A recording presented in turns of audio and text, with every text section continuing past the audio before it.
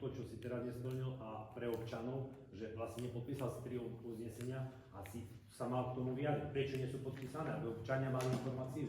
Nemôže tam byť meno a či tam je VR-ko.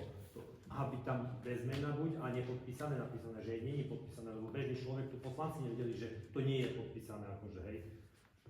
Hovoríš k tomu, k tým hospodárenie, ja som si náhodou stiahol objednávku 1/2, bez datumu, bez podpisu, suma, množstvo, aký materiál, nič, hej, vlastne nič. Je tu s pánom Dargajom, to je obyčajný zdroj papiera, hej.